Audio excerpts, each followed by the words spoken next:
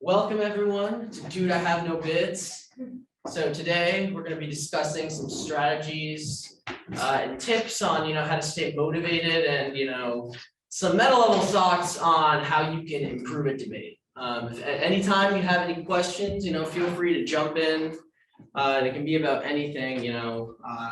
We can also save 15-ish minutes to the end, hopefully, so we can ask some questions. But if you have anything in the middle, feel free to jump in. So first, when I was in high school, I was pretty fucking terrible at debate, really, really bad. I went to 30-ish tournaments, didn't win many debates at them. I didn't have very many resources at my school. We didn't have a lot of coaches, a lot of card cutters. And it was pretty discouraging at times to not win, to face defeat, to not have resources. And, this activity does depend quite a bit on those structural resources that you can have beforehand. And, it's not a surprise that most of the schools that are successful in this activity are rich, elite, private institutions. And, this lecture is unfortunately not going to be able to remove that. However, you can persevere in the face of adversity. There are ways to improve, to work hard, to find a way through, the difficult patches throughout your debate career. So this lecture is going to equip you with some of those tips and strategies to pursue as you move forward. So it's important, first of all, to identify where you are. What are your goals? Are you trying to win the TOC? Do you want to be in deep elims? Do you want to qualify to the TOC?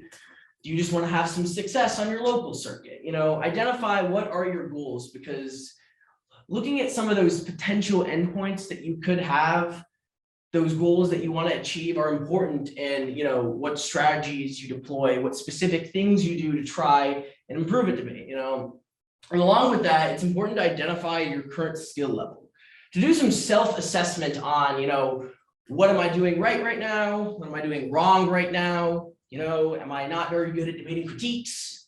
Do I struggle at evidence comparison? Are you not cutting enough cards? Maybe you don't have a new strategy at every tournament.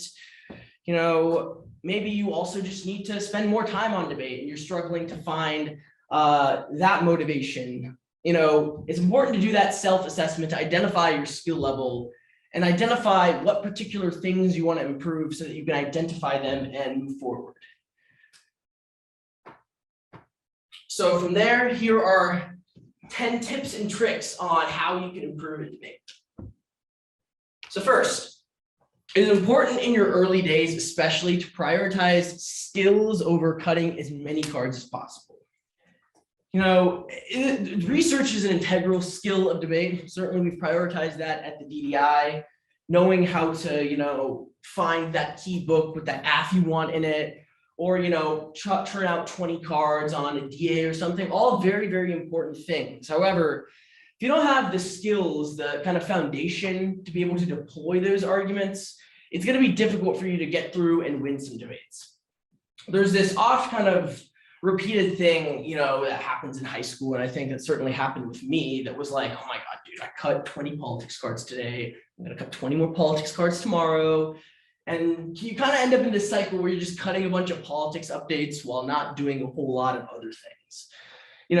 Stepping away from, a huge card burden can sometimes help, because you have to look back at some of the debates you lost and see, whoa, I, didn't do line by line properly here. Oh, I didn't know how to compare a solvency deficit to a net benefit. I didn't know how to extend this framework argument against a critique. Stepping back and looking at some of those skills that you're missing are sometimes going to be more important than doing as much research as you can. And again, I don't want to say this to discourage people from cutting cards. You certainly need that. It's an important skill to have to improve as a debater. But if you're missing some of those foundational, skills to be able to deploy a particular strategy to, take the cards you've cut and, put them into practice, to win the debates with them. If you're missing those foundations, it can be very difficult to kind of move forward, and win some debates.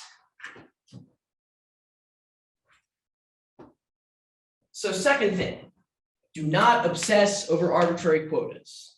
All right, I spoke about the importance of goals, but goals are not the same thing as some magical quantitative metric that is going to get you to where you want to be, right? You don't need to wake up every morning and be like, yes, I need to cut 10 cards now, oh, I need to give this speech every single day. There's no magical kind of quantitative quota that you have to meet each day to become a better debater. That just doesn't exist. What you really need to do is identify some broader meta level things that you've identified in your grading that are wrong and push forward with that. So one example that I can give that happened just last year was Ram, who's the senior that we all look up to when my class was freshmen and sophomores. He before his senior NDT cut 4 Fs. So last year I went into the NDT thinking, okay, I gotta have 4 Fs. 4 is the magic number. We gotta have 4 Fs. And we cut 4 Fs. I think Holland cut 2 more Fs. Turner cut another KF. We walked into the NDT with 7 Fs and we read like 3 of them. A lot of it was pretty useless. Setting those like metrics, there's really there's no translation between this person succeeded with 4 Fs. So the pathway, the magical potion for success is 4 Fs, something like that. What's really important is for you to recognize. No, ignore me. Okay. What's really important for you to recognize is just what is like a skill you're missing, right? What is some goal you have? Maybe you struggle to do, evidence comparison, and for that, maybe it'll take 1 or 2 redos from speeches that you felt were not adequate to really learn that skill. It doesn't necessarily take you giving a speech every single day or giving 6 speeches, every 2 days, whatever, right? Setting some quota like that for yourself is not necessarily going to help you reach the goal, right? Same thing for research, being like, I have to have a new process counter plan every tournament I walk into. That's not necessarily going to get you the places that you want, because ultimately the more qualitative kind of goal is going to get you to the place and help you set out a strategy for yourself to improve on something that is some magical quantitative metric that seems good. You look back, you're like, oh, I give a speech every day. And, maybe you'll improve from that, but there's also a good chance that you just won't, because you haven't really honed down what that skill you wanted to improve is, and kind of identify that and push forward there. Okay, third, debate is a communication activity. You're gonna need to know how to speak. You're gonna need to persuade the adjudicator at the back of your room that you are correct, that your arguments are good. You need to be technically sound on a number of these issues, And there's, usually 2 problems here. The first, I think everyone identifies and can get through usually pretty quickly, is provided they do like speed drills, which is, you might not be as fast as other people and you might struggle to keep up. There are many debaters that are, on the slower side that have been successful by being efficient and knowing what to do. But there probably is a threshold you have to pass to keep up with some of the, other teams that you'll face on the circuit. So, identifying that, doing speed drills for a while, that can usually get you past the first problem. The second problem is you're trying way too hard. What I mean by this is everyone kind of hears, you watch maybe some college debates, or, you watch some of the top debaters on your circuit or something like that. And you're like, oh, this is how to sound debatey. I have to try and emulate that. There is a debate voice I have to get into. And then you just end up sounding pretty unnatural and strange. This is not what you want to do. Your spreading voice is just your regular voice sped up a little bit. You should still sound like yourself. You should just essentially sound like you're having a faster conversation. You don't need to have some, double breath or some really high-pitched voice or something. That's not what makes somebody a good speaker or good at spreading. It's that they've translated what their regular natural voice is into something quicker. And one drill I will give everyone the recommendation to try is try spreading, but breathing at the beginning of each sentence. So breathe at the end of sentences, the beginning of tags, places where it's natural. I think doing this drill several times will really help you get to that, sort of level. It's not going to be doing,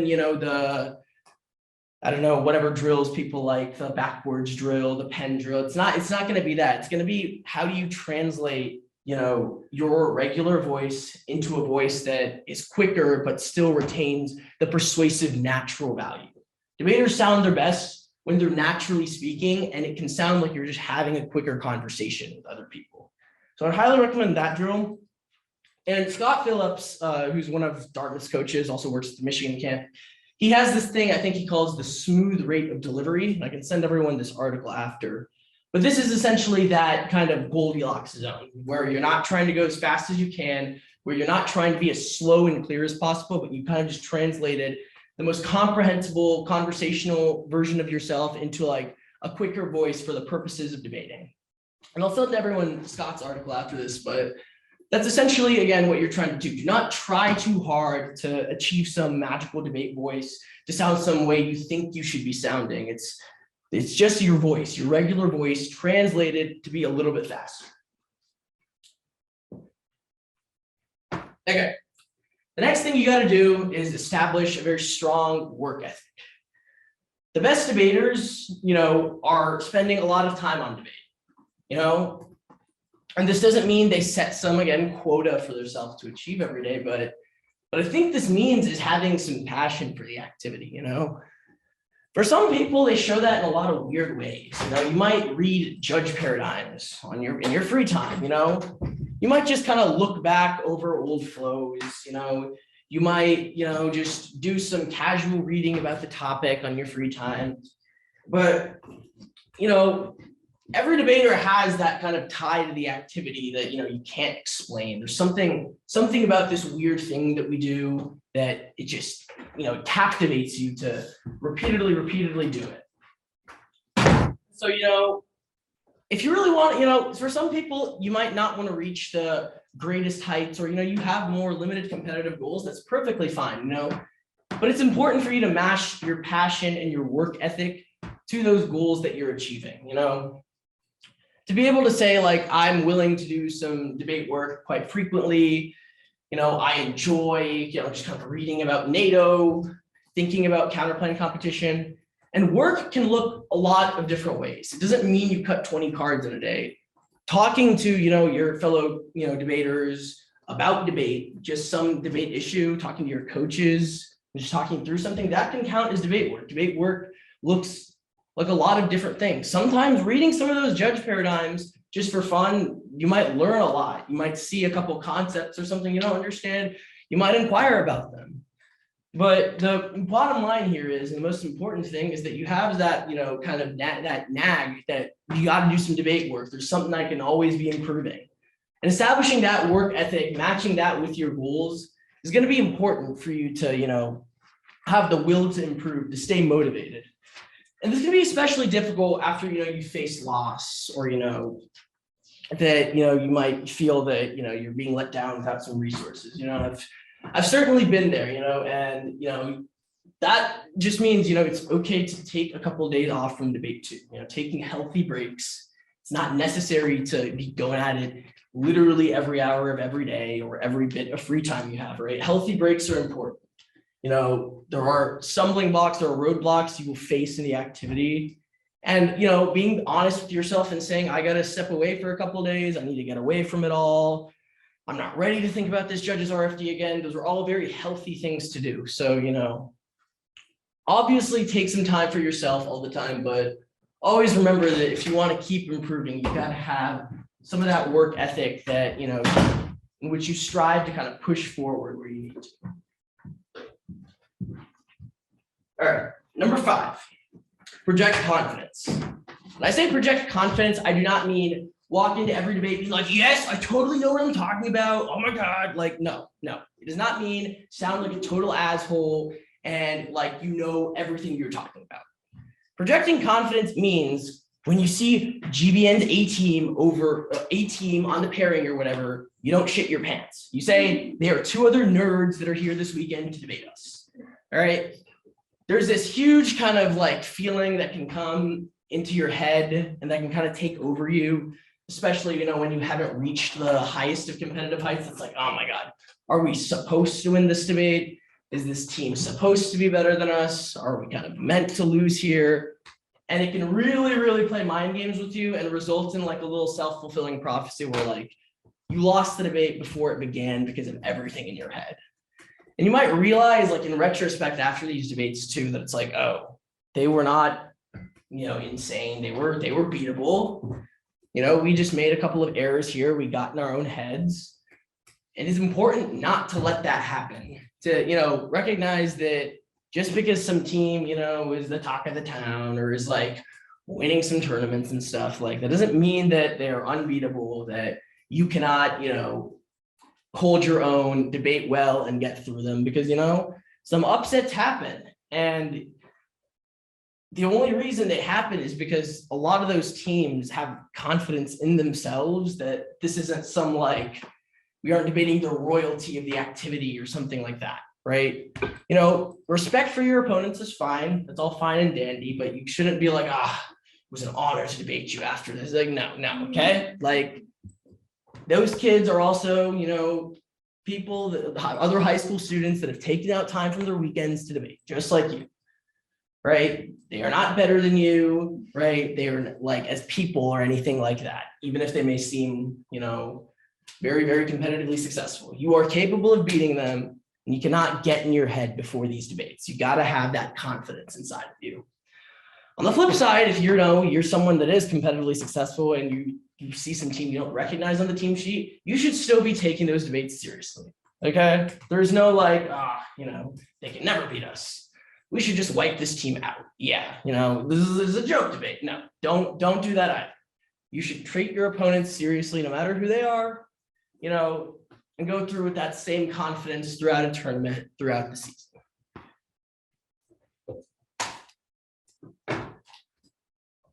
Okay. The next tip is that you need to be able to differentiate the quality of arguments. The pinnacle of any good debater is the ability to recognize, pulling up a 1NC or taking a look at some teams 2AC, what the good arguments are and what the bad arguments are, what there are cards for, what is just totally made up. The best example I can give you of this is pulling up a 1NC. Foundational skill of a 1A is to be able to look at that 1NC and say, okay, here are the arguments they can go for. Here are the ones that are just total nonsense. You see that one card Death K? No, they cannot go for that. Do not waste your time freaking out about it. Right? 1, framework. 2, go fuck yourself. Like, okay, don't, like, you got to be able to understand that there are some things that are just not worth putting so much time and freaking out about. Do not treat 2 arguments as equal just because they were both in the 1NC. If you have NATO cohesion advantage, you see NATO bad on the case, yeah, that's a real argument. 2AC has got to be good on that. You should take a look at the 1NC, all right? You see the DOS counterpoint, the DoD trade-off side, you got to be like, okay, this is a core generic, we have our 2ACs ready. This is an argument that you potentially go for. You got to be ready to answer that. You see the EU counterpoint, you're like, okay, the NATO pick is a core argument on this topic. We got to be ready to answer this, right? But if you see like nonsense in the 1NC, you cannot be like, oh my God, okay, what is our 2AC to this? Because oftentimes these arguments are really bad and they should be treated as bad. That doesn't mean like drop it or, totally screw up the 2AC, right? You should still answer it, but like, do not devote the mental capacity to like treating the argument as serious, the Death K as seriously as NATO bad or something like that. Similarly, impact defense is not the end all be. Oftentimes, the impacts of some of these arguments are the best part of it. The Dems good agenda DA, warming equal extinction, that is the best part of that DA. The worst part of it is the link. That DA's link is really bad. The internal link is also pretty bad. Oftentimes, the issue with warming impacts is not that global warming isn't bad. It's that whatever the DA is or whatever the AF is just does not solve global warming. So like that's another big example there. Same thing like if you're about to give a 2NC on a counterplan. 2AC2 is permed with a counterplan. No, you don't need to read 6 cards explaining why your counterplan is functionally distinct, right? If you're reading the NATO pick, you'd be like, our counterplan is not NATO. The perm severs NATO. Bye. Like, don't overthink the really bad arguments. One other example I want to point out here is that no link is not as important as you don't solve. What I mean by this is every debater's natural reaction to an argument is no link. Just think about when someone is trying to like pin you on something in a cross-sex, maybe in a K debate, something, you did a capitalism, blah, blah, blah. Like you did a capitalism, right? If you're on the water topic, reading an AF about water rights or whatever, you're probably pretty capitalist. It's like the link is the best part of a lot of critiques, especially. The link is the best part. The alternative is the worst part. Same thing in topicality debates against critical affirmatives. Some of their offense is usually okay. It's like there are pretty weird things about policy debate that are not great. The real issue with a lot of these arguments is that the alternative or the counter interpretation does not solve them. So be thinking more along those lines, not always jump back into no, we don't link. Because in many cases, you do often link and need to defend some certain assumptions. And the real issue with the argument is their thing does not solve whatever they say is bad about the 1AC or, about policy debate or whatever it might be. So kind of get a little bit more into that mindset. It's very easy to, be pinned back and think, I got to retreat to no link. But, oftentimes the link is not the place where you want to be contesting the argument. Though, of course, that differs, for a lot of these disads that we're debating on this topic, the link is the problem, but, especially in some of these more critical oriented debates, no link may not be the one to get it done. Okay. All right. Number 7, speak from the heart. Now, what this means is blocks are not important in the way that you think they are. Blocks are important not because you're necessarily going to read them in every debate, but because it helps you think through an argument. It helps you think, what are the strengths, the weaknesses? How do I want to word something? Is there some framing issue I want to throw in there? Blocks are the tools to help you think through the cards that you have in your files, the arguments that you're going to be extending. That is what blocks are really getting you through. So when I say that first sentence, whatever that means, you're making blocks at the beginning, usually just not because it's going to get read all the time, but it's because that it's going to help you think through your arguments, recognize when an argument is not good enough to go for, and really strategize through a particular argument.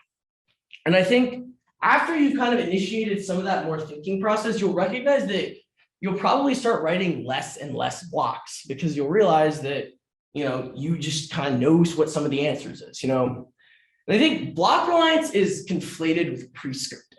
I think everyone is block reliant, almost everyone at least. No one is extemping their speeches and just kind of looking at a table and just kind of saying all the words off the top of the head, Sometimes you can do that for a few things, but I would think that most people are not really capable of doing that. Everyone has got something typed in front of them.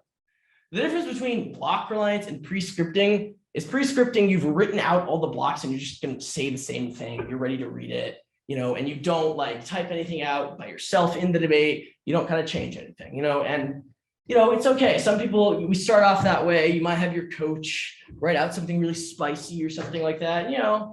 That happens. But later on, as you've written a lot of blocks, you've thought through a lot of core arguments, you kind of know what's going on more and more. The blocks that you're writing in your debate, they come naturally. You can type out exactly what you're going to say. Before the 2AR, you can type out a few things that, you've thought about the debate, you've thought about the arguments beforehand, and it kind of flows naturally to you. So, I would encourage everyone at the beginning, especially with a lot of these camp files, which are, going to have some of the core arguments you debate throughout the season, write a lot of blocks out because it'll help you think through what's going on with the argument. And then as, the season kind of goes on, you'll rely on them less and less, and you'll be able to just type something out specifically for each debate as it's going on. And you'll just kind of have the argument kind of down like the back of your hand. I think this also applies a lot for T versus planless AFs. I think everyone thinks I got to have a gigantic TUSFG file. It's not really. I think that The only blocks that you eventually should be using for your TUSFG file are like maybe your overview and like your fairness impact explanation or something like that. As you go on and on, having a lot of these debates against people that don't read a plan, you kind of learn a lot about the argument. You'll see what the core strategies are. And once you kind of see a 2AC, you'll be able to type it out in the debate and identify like what's kind of going on. But again, getting there requires writing blocks to think about it. But as you've thought about it more, you gain more knowledge on kind of the subject area, the strategies. You'll find that, you won't have to pre-script what you're going to be writing in each debate, and it'll just kind of come naturally. Okay, great. Learn topic and debate vocabulary. It's easy to think that everything is just like a buzzword, and people saying buzzwords don't know what they're talking about. And yeah, a lot of people that use buzzwords, they don't know what they're talking about. That doesn't mean that they are devoid of all meaning, though. Knowing how to navigate the vocabulary in the literature bases that you're working with is incredibly important to debating about them.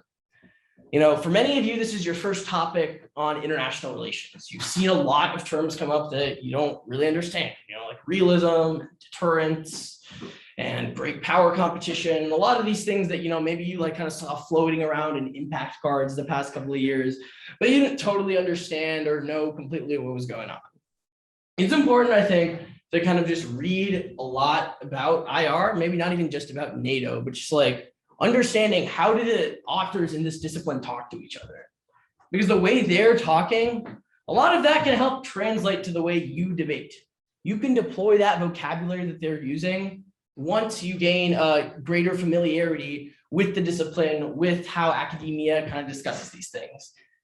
And a lot of this is kind of concentrated, I think, to like K stuff a lot. People are like, K teams use so many buzzwords, they don't know what they're saying. It's like they need to read a book or something. Yeah, like, yes, I think a lot of people can hear that about critical teams, and certainly there's a lot of merit to that you need to read a book and understand like, whatever literature base you're in, what those authors are trying to say and talk about. It's certainly important, but I think it applies a lot in policy debates too, right? Because if you're debating NATO good, bad, and you can't totally grasp what some authors are saying when they say use terms like status seeking or revisionism or deterrence and things like that, if you find it difficult to navigate that, it's going to get more difficult to debate about those terms when you don't totally know how the authors in the literature base are deploying them. So I greatly encourage you to think about some of those buzzwords a little bit more, read about them. If you see a word that you don't understand, get a definition of it, see it deployed in context in like a journal article or something, see how it's getting talked about, because a lot of that is going to help you when you're debating about it. Because a lot of those terms are deployed between different IR scholars in some sort of debate between each other. So knowing a lot of those terms is really going to help you be able to sort of deploy them in a debate and improve your debating. Okay, number 9, stop being scared of Ks. Maybe you're a K debater and you're fine. You don't need to worry about this one. But like, if you're coming where I was, it's like, oh my God, it's a K debate. I don't know what's going on. Oh my God. That's it. We got to throw everything we know out the window. Oh my God, we got to put 6 extinction cards in the 1AC and say it outweighs. Oh my God, oh my God. Like you got to stop this. Okay, it's just another argument, right? It has some different features to it than some other policy type arguments, but at the end of the day, the same like technical skill and argumentation that you've been learning to answer counterplans can apply to the critique, even if it's not exactly the same. You gotta walk into these not like there's something different, like there's some foreign thing, because in a lot of cases, especially I think on the IR case, like they're usually clashing with some core component of the 1AC. You just got to think about it as somebody disagreeing with your AF, just in a slightly different way. That's all you got to kind of think about it as. You read a 1AC, think about how that 1AC interacts with the critique, right? Don't think that you have to have 20 different perms or impact terms in your 2AC to be able to beat it. There's some totally different formula. It's just like you read an AF that had assumptions, defend those assumptions. Do not get scared about what they're trying to say. Remember, no link on a lot of these AFs, not really going to cut it. Your AF's probably linked to some of these arguments. So you got to be thinking a lot more along the lines of Why are these assumptions good? Why does the alternative not resolve the links? Those kinds of things are very important to think about. And I think if you're really struggling to get your grasp around some critiques, I'd encourage everyone to think a lot about framework. Framework is what I think is everything for critiques. It's what really differentiates them from some more policy style arguments. It's asking a different question of the 1AC beyond just the plan. So I obviously don't have time to go over every little intricate part of framework now, but I think if you're struggling to understand some critiques, I would have a discussion with one of the lab assistants during research time, or one of your lab leaders in lab, like just kind of over what framework is. And once you kind of understand that, I think you'll really get to a place where you're comfortable around critiques. Finally, it's okay to lose. I really struggle with this one too. I'm like depressed after we're out of a tournament for like 3 days. It sucks. Losing is not fun. But ultimately, at the end of the day, to get better, you have to lose some debates. It's just what happens, because you can talk about an argument for a really long time. You can do practice speeches, you can do practice debates, you can read 3 books on something. It's like, but at the end of the day, you got to debate about it. And if you're missing something, you have to lose the debate for you to kind of understand how to improve. Sometimes that means losing 20 debates to a critique and having to do like 4 or 5 redos to try to figure out what was going on. Maybe it's that you struggled to, cover in a particular speech, and it was like, I had to, drop something to understand why I shouldn't have to drop things later. It happens, like I've lost probably most of my debates throughout high school and, my first year of college. It's very tough. It sucks, but, ultimately you got to take them as learning experiences. You have to take them as, you got to lose some now to win some later. And it's tough to get into that mindset because, you're investing a lot of time in this activity. You really care about it. You really want to win. You want to have those speaker awards, those late elim runs. Everybody wants that, but for most people, it's not really just kind of given to you at the outset. You got to lose and recognize where you are, deficient in some areas to be able to improve. So well, I'm going to go out on a limb here and say that everyone here is probably going to lose a debate this season, right? I don't think anyone's going to have a perfect record, but it's important, when you lose that debate, remember it's a learning experience. You have to bounce back from it. You got to ask your judge questions. You got to give a redo to identify, what's going on. And, sometimes they can click really quickly. Maybe there's like a key redo you have with one of your coaches that's just like, oh, now I got it. I know what's going on now. Sometimes it can take longer. You got to get 5 or 6, you got to lose some debates, really not understand what some things are before you get it later. But you just got to remember, it's a process, not an event. It happens over time. You have to lose some debates to win some. So, encourage you all to take your, losses this year as kind of a learning kind of opportunity. Okay, so we have like 9 minutes for questions. So we can go ahead and go through some of those now. And you can ask about literally anything. I don't really care. You can ask for a war story, random things we do during team meetings, whatever you'd like to ask, floor is yours.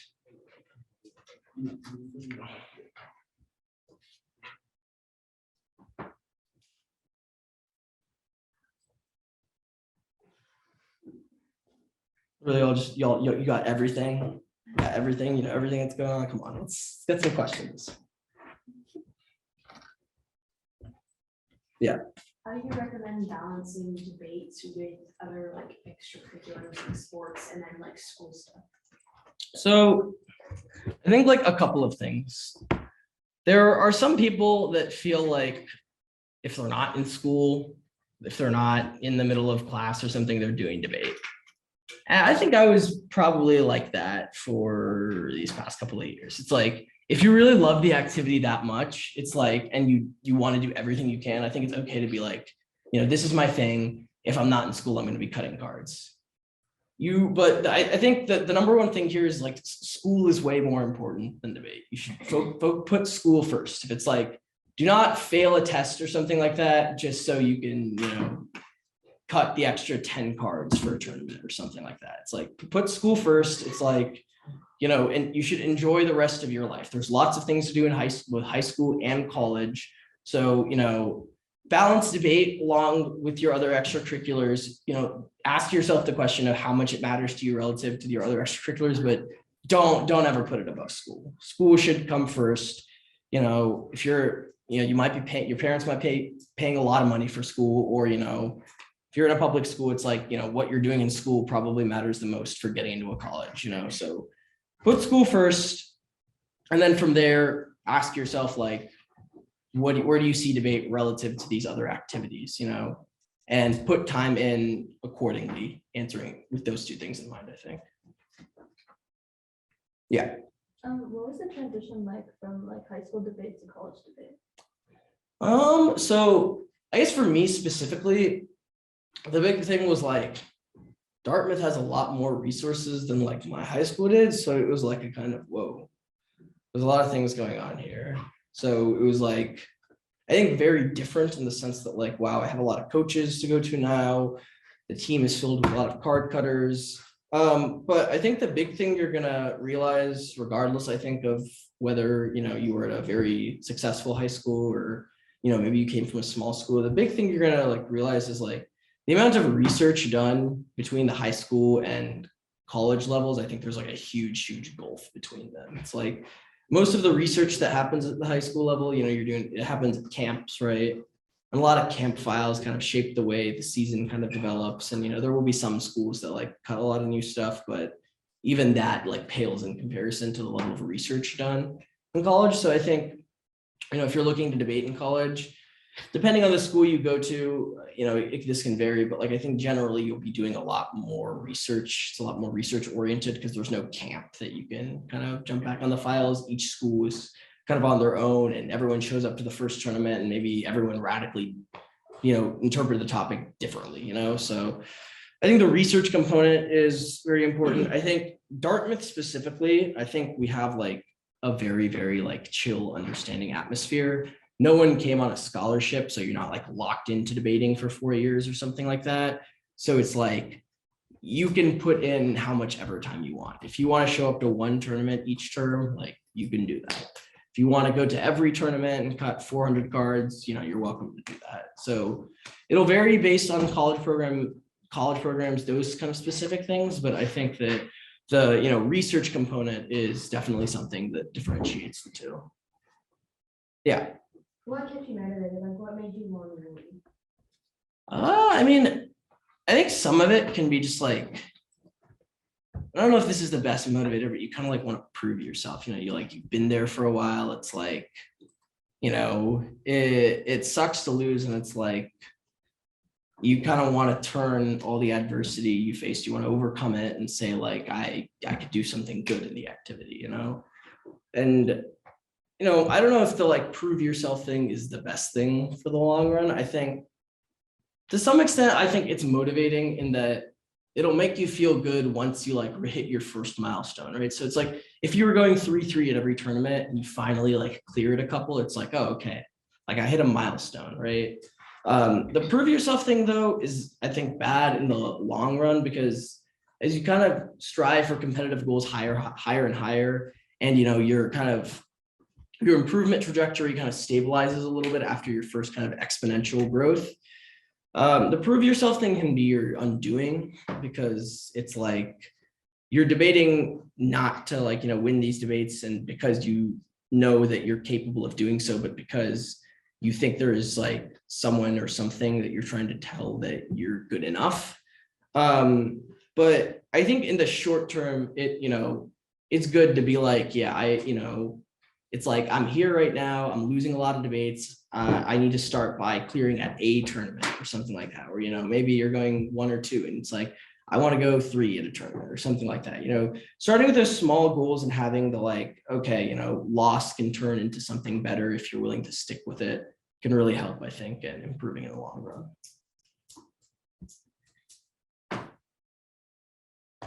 Yeah. Can you explain like your process for prepping radios? Like, what do you think makes it most effective? Sure. So the first thing is like, let's say like you had a tournament with like 8 rounds, right? You lose like 4 of them, let's say, right? Generally, the debates you win, you don't need to redo, though there are some exceptions to that. If you feel like there was really like a mistake made, or you come out of the debate thinking, we lost, I should have done this, the judge, I think, voted the wrong way, or something like that. So, there's some debates like that. But the broader thing is you should identify, I only think like 2 or 3 speeches to redo from the entire tournament. Because it's like, I think what you'll find is even if you like really think you messed up like 8 speeches across the tournament, it's like whatever skill you're missing, whatever skill that you need to learn, it can come out of just one of those redos sometimes. So like for me personally, it was like after, I want to say it was like the Texas tournament my freshman year, or I don't know, some tournament my freshman year. It was like, I think I redid 2 speeches from this tournament, and I think I like learned the skill I needed. So it's just like, redos are not necessarily meant to like, you shouldn't think of them as like you're undoing every mistake you made at a tournament. You should try to like step back a little bit and be like, okay, here were a couple speeches that I think were subpar, and figure out, okay, here's the skill or something that I was missing, and redo that from there. And I think it's okay to do a redo. Like don't re-give a speech like 6 times or something, but like if you need to do like 1 or 2 speeches a couple times, I think that's okay. Yeah. So by redo speech, you should just like redo the flow and then just redo your speech. Yeah. So it's like, let's say you're like, you want to re-give like a 2AR. Are you a 2A? Or 2? Yeah. So like, let's say like you had a 2AR that, you weren't happy with and you want to redo that, right? So, I think the thing to do is like identify, like look at your flow, identify like what all the arguments were, right? Identify the places that you thought you made the mistakes, right? So maybe like, you were going for no impact on a DA, and instead you should have devoted that time to no link, right? So, kind of recognize that, and then prep the redo to be more focused on no link, right? So identify, the mistakes that all the arguments in the speech, right? Remember what happened in the debate, identify what the errors you made were, and then redo the speech, taking into account those errors and doing something different. That's the big thing. Like your redo you should have done something, I think, visibly different from your original speech to your redo. Any other questions? Margaret?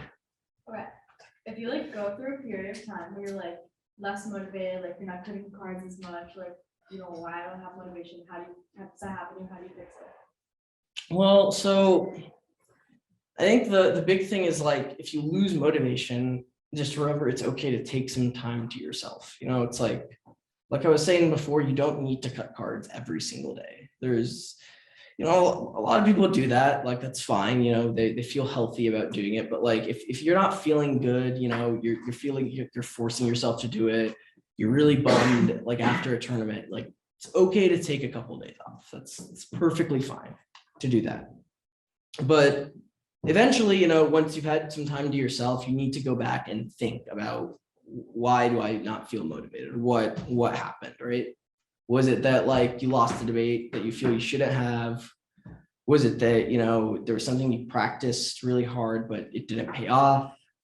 You gotta, like, after your like little period of time where, you kept to yourself, you focused on something other than debate, you got to look back and have a self-assessment on like, why am I facing whatever adversity that I'm facing? And, eventually you got to like, you got to work it up to work on whatever skill or thing that, you thought you were missing, to go through that, to be willing to recognize like it's tough to look back. Like I like personally like struggle to read RFDs in which we lost. Like I type them, I transcribe them. I struggle to go back and read them. It's very difficult, right? And the important thing is to recognize you don't need to do it immediately, but no pain, no gain. You've got to go back and relive like what was not great, self-assess why you might have messed up, why a judge wasn't persuaded, and kind of move forward from there. Yeah. So it said war stories, and this is kind of like a question within a war story. Sure. So we were read a case of death isn't real against us. And we lost because of that. how do you think we should have won? Like, So I don't know exactly everything that happened in that debate, but this is one of those instances where it's just like everyone's like, oh, they read the death kit. We have to find our card that says this. Like, I wouldn't really like think about that too much in terms of cards, right? Think about, why is death real? Well, we're in the middle of a pandemic. There are millions of people around us dying. There are people in hospitals that are really struggling to stay alive, you know. Go fuck yourself. Death is real. You cannot, you know, you just like think very logically through some of these like premises, right? It's like if death, you know, we read impacts in the 1AC about nuclear war. Nuclear weapons have been dropped before. They murdered hundreds of thousands of people in Japan, right? Like things like that. Just think through, like, whenever you get stuck in these situations, just think about the logical premises behind these arguments, right? Like, you know, what does their alternative do too? It's like, what do you like? Do you just say that people aren't dying? Is this like, is the cycle of life and death not a thing? It's like, just when you see an argument like that, just step back for a second, think, what are the logical issues with this argument? And then type them out and then say them, because it's like, these arguments are ridiculous. I'm sorry that happened to you, because this is I hate these little shenanigans where people don't debate about actual things. But whenever you're stuck in a situation like this, think through the like logic behind them, because it's usually something ridiculous.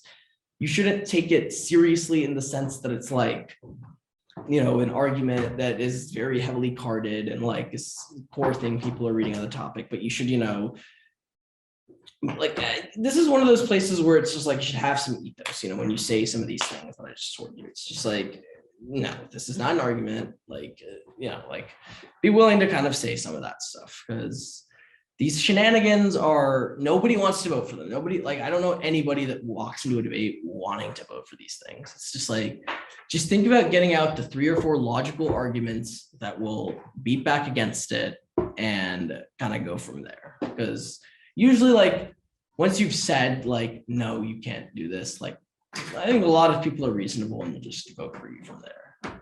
Yeah. Yeah. Will there ever be around where like if somebody reads one of the like a death kit, you would ever not have to answer it with just like I don't know, like what you said. Like not just analyze. Yeah, I mean, like Like it was like if they're like, if it's all that's in the 1NC and it's like, okay, you got to read some like death is bad cards, like don't trivialize death cards. Like, yeah, there are times where it's like that.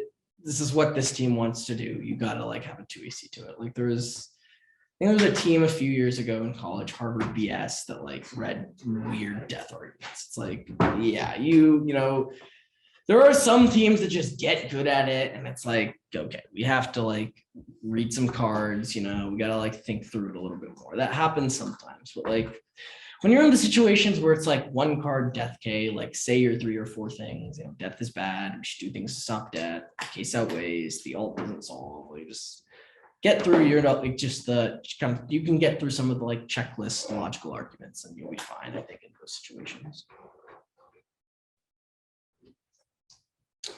Okay, the last question, because we're running a lot of time. what do you think are the best ways to like practice and improve this or persuasive speaking?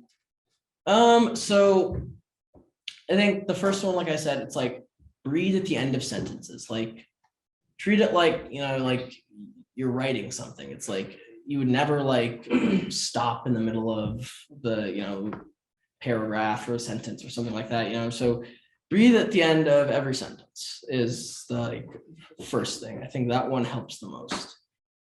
The second thing is go back and like listen to yourself speaking. It's like one way I think well, I'll send you all Scotty P's article, but like the way to do this is like start speaking as like when you're recording this, like, start speaking as fast as you can, just as fast as possible. Then kind of like slow down a little bit into like a 70 or 80% speed, right? Do that for a little bit and then slow down to like 30 or 40% speed, right? And then like speed back up and between like these like 3 kind of levels and kind of gauge based on that, like, okay, which sounds good? Is the like happy medium that I've started with, is that too fast right now? Do I need to maybe bump it down, dial it down a little bit down to where the 30 to 40% part is? you know, like listen to yourself and just like gauge, you know, does this sound like a quicker, more conversational version of myself? You know, and yeah, that's the second thing that I would suggest.